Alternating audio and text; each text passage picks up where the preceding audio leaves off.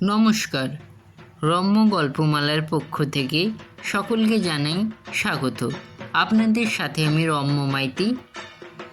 সামনেই দুর্গাপূজা, সকলকে জানাই অগ্রিম শারদ প্রীতি ও শুভেচ্ছা। সকলে ভালো থাকুন, সুস্থ থাকুন। কথা ছিল, রম্য গল্পমালার পক্ষ থেকে পুজোর আগে অবধি সেপ্টেম্বর মাসে বিশেষ ধরনের কিছু কবিতা, গল্প ও রচনা উপস্থাপন করা হবে। সেই মতো আজকের বিশেষ উপস্থাপনা জেগে ওঠেন দেবী, লেখা পায়েল সেনগুপ্ত, ছবি ও সুর সংগৃহীত। পাঠে আমি রম্য মাইতি। আজকের বিশেষ পুরাণ কথা জেগে ওঠেন দেবী। অকাল বোধন। দুর্গাপুজোর প্রসঙ্গ উঠলে এই শব্দটা আমাদের কানে আসে। বড়দের মুখ থেকে গল্প শোনার ফাঁকে হয়তো আমরা অনেকেই কিছুটা জানি, কিন্তু তার চেয়ে একটু বেশি জানতে ইচ্ছে করছে কি? ইচ্ছে হওয়াই তো স্বাভাবিক। মায়ের খুঁটিনাটি যেমন সব আমাদের জানা চাই, তেমনি দুর্গা ঠাকুরের সব বিষয়গুলো আমাদের জানার ইচ্ছে হয় বই কি। তিনিও তো মা, জগৎজননীকেও তো জেগে উঠতে হবে। আমাদের পূজায়, আমাদের প্রার্থনা থেকে তিনিও শক্তি সংগ্রহ করবেন, তবে না তিনি অসুর নিধনে পাপ বিনাশ করতে উদ্যোগী হবেন। তাঁকে জাগিয়ে তোলার নামই হলো বোধন। বোধন শব্দের অর্থ জাগরণ। দেবীকে জাগিয়ে তোলা হয় বোধনের মাধ্যমে। কিন্তু অকাল বোধন কেন? আর দেবীকে জাগিয়েই বা তুলতে হবে কেন? পুরাণে বলে, আমাদের বছরের দুভাগ।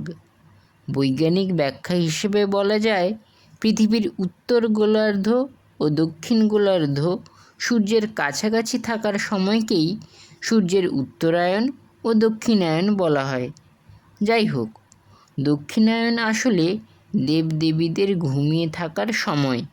শ্রাবণ, ভাদ্র, আশ্বিন, কার্তিক, অগ্রহায়ণ, পৌষ এই সময় সূর্যের দক্ষিণায়ন হয়, যা দেবতাদের রাত্রি।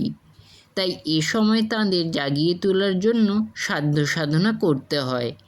কিন্তু কেন এই সাধ্য সাধনা? কৃত্তিবাসী রামায়ণের গল্প প্রথমে শোনাই তাহলে। শিবের বরপুত্র ছিলেন রাবণ। শিবের বরের প্রভাবে তিনি অত্যন্ত বলীয়ান, কেউই তাঁকে ধ্বংস করতে পারবে না। শিব তো বটেই, রাবণ সেই সঙ্গে শঙ্করী, কালী, দুর্গা অর্থাৎ দেবী দুর্গার বিভিন্ন রূপের পূজা করেন। রাবণের স্তুতিতে সন্তুষ্ট হয়ে রাবণকে দেবী কালিকা যুদ্ধক্ষেত্রে তাঁর কোলে স্থান দেন। এই দৃশ্য দেখে রামচন্দ্র সহ সকলেরই মনোবল ভেঙে যায়। তাঁর অনুচরেরা বিলাপ করতে শুরু করেন। রামচন্দ্রের মনে হয়, স্বয়ং শিব এবং কালিকা যদি রাবণকে উদ্ধার করতে তৎপর হন, তাহলে তাঁর পক্ষে রাবণকে হত্যা করা একেবারে অসম্ভব। রামের করুণ অবস্থা দেখে দেবরাজ ইন্দ্রও খুব চিন্তিত হয়ে পড়েন। রাবণকে আটকানো না গেলে তাহলে তো সে যে কোনো দিন দেবতাদের চেয়েও শক্তিশালী হয়ে উঠবে।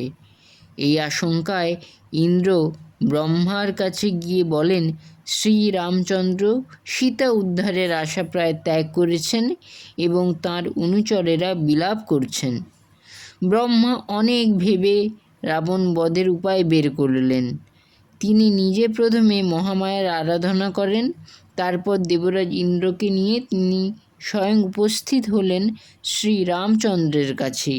গিয়ে বললেন, অকালে বোধন করি পুজো দেবী মহেশ্বরী, করিবে হে দুঃখ পাথার। অর্থাৎ দেবী দুর্গাকে নিদ্রা থেকে জাগ্রত করে তাকে পূজা করতে হবে। তিনি রাবণ বধে শ্রীরামকে সাহায্য করবেন। ব্রহ্মার পরামর্শ শুনে শ্রী শ্রী রামচন্দ্র শ্রীচণ্ডীপাঠ সমাপ্ত করে আশ্বিনের শুক্লা ষষ্ঠীর সন্ধ্যায় দেবীর বোধন করলেন।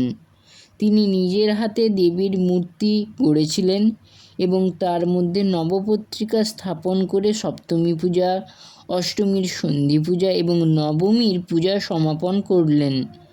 কিন্তু এত কিছুর পরেও রামচন্দ্র তাঁর তপস্যার ফল পেলেন না।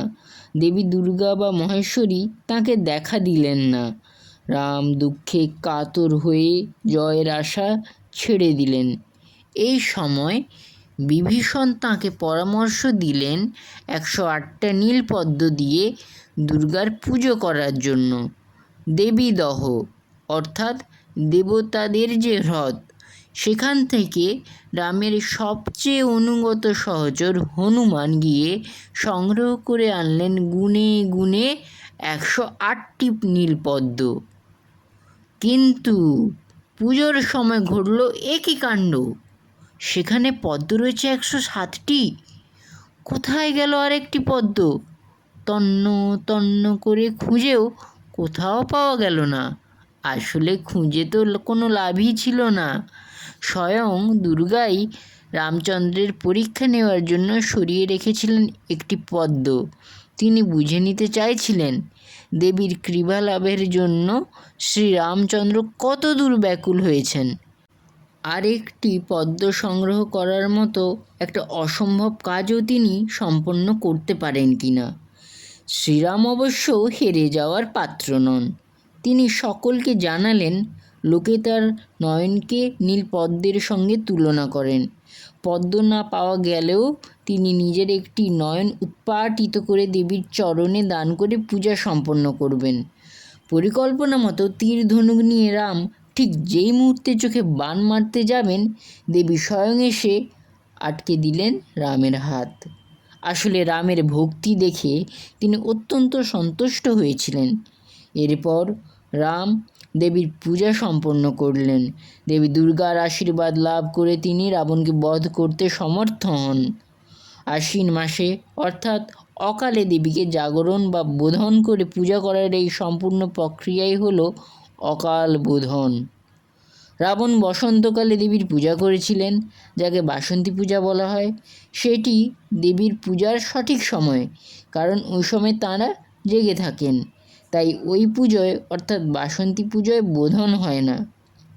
ভাগবতের একাংশে আবার বলা হয়েছে, সৃষ্টিকর্তা ব্রহ্মা রাবণ বধের জন্য প্রথমে দেবী দুর্গার স্তব করেন। শ্রীরামচন্দ্র যখন দুর্গাপূজার আয়োজন করলেন, তখন সেখানে আচার্য হলেন দেবশ্রী নারদ। নারদের পরামর্শ মতোই রাম আশ্বিন মাসে দেবীর বোধন পর্ব সেরে হোম, বলিদান, উপবাস, পূজা প্রভৃতি অনুষ্ঠানের মাধ্যমে দেবীকে তুষ্ট করেই রাবণ বধ করেছিলেন। পুজোয় প্রীত হয়েই মহাদেবী রাত্রিতে সিংহের পিঠে চেপে শ্রীরামকে দেখা দেন এবং রাবণ ও অন্যান্য অসুরদের বধের আয়োজন করেন। বোধন প্রসঙ্গে আরও গল্প শোনা যায়। যেমন পুরাণের একাংশে বলা হয় যে রাবণের হাত থেকে নিস্তার পাওয়ার জন্য ব্রহ্মা ও অন্যান্য দেবতারা দেবী দুর্গার স্তব করেছিলেন। তখন দেবী নিজেই তাঁর অপর রূপ চণ্ডীর পূজা করার নির্দেশ দেন। চণ্ডী সেই সময় বেলগাছে ঘুমিয়েছিলেন। সকলের স্তবে তিনি জেগে ওঠেন ও দেবতাদের বর দিয়ে বলেন যে রাবণের মৃত্যু হবে, কিন্তু তার জন্য কৃষ্ণা নবমী তিথি থেকে শুক্লা ষষ্ঠী পর্যন্ত বেলগাছে এবং সপ্তমী থেকে দশমী পর্যন্ত বাড়িতে তাঁর পূজা করতে হবে। অষ্টমী ও নবমীর সন্ধিক্ষণে রাবণের 10 মুণ্ড ছিন্ন হবে এবং নবমীর বিকেলে রাবণ নিহত হবে। সেই থেকে দুর্গাপূজার এই রূপ চলে আসছে, যেখানে ষষ্ঠীতে বেলপাতা দিয়ে দেবীর বোধন হয় এবং 4 দিন ধরে পুজো হয়। তবে শুনলে অবাক হয়ে যাবে, বিষ্ণুপুরের মৃন্ময়ী মন্দিরে এখনও 15 দিন ধরে এবং পুরো দেবী পক্ষ জুড়েই কিন্তু দুর্গাপুজো হয়। এই পুজোয় আবার কামানও ফাটানো হয়। রাম রাবণের যুদ্ধ নয়। অনেকে বলেন রোগ মহামারীর হাত থেকে রক্ষা পাওয়ার জন্যেই নাকি দুর্গাপুজো হয়। শরৎ ও বসন্ত এই 2 ঋতুতেই রোগের প্রকোপ বেশি এ সময় রোগে বহু মানুষের মৃত্যুও হতো। দুর্গা মানুষদের দুর্গতি নাশ করেন বলেই তিনি দুর্গতি নাশিনী। শরৎকালে শারদীয়া দুর্গা ও বসন্তকালে বাসন্তী দুর্গা পূজা হয়। আসলে ভক্তি ও ধৈর্যের দৃষ্টান্ত দেখিয়ে রাম দেবীর আশীর্বাদ পেয়েছিলেন বলেই শ্রীরামের অকাল বোধনের গল্পই আমাদের পছন্দ হয়। তাই এই গল্পই সবচেয়ে জনপ্রিয়। আমরাও বছর ভর অপেক্ষা করি আশ্বিন মাসে দেবীর অকাল বোধনের জন্য। রাম যেমন চিরশত্রু রাবণকে বধ করেছিলেন মহামায়ার কৃপায়, পুজোর সময় মনে মনে সেই সুপ্ত বাসনাই দেবীর পায়ে নিবেদন করি। আমরাও যেন শত্রুর নাশ করে জগতের মঙ্গল করতে পারি। আমাদের সেই শক্তি দাও মা। কেমন লাগলো আজকের এই বিশেষ উপস্থাপনা? কমেন্ট বক্সে অবশ্যই লিখে জানান। রচনাটি ভালো লাগলে লাইক এবং শেয়ার করতে ভুলবেন না। সামনে আসছে পুজো নিয়েই আরও চমক, আরও বিশেষ কিছু কবিতা এবং গল্পের ডালি নিয়ে আসছি রম্য গল্পমালায়। আশা করি আপনারা আমার পাশে থাকবেন।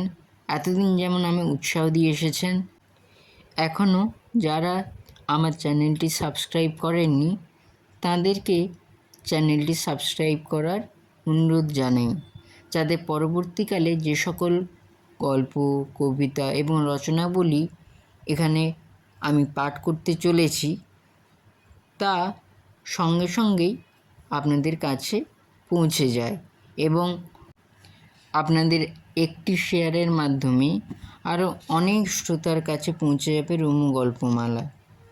সেই সুযোগ করে দেওয়ার জন্য এবং আমার পাশে থাকার জন্য ধন্যবাদ।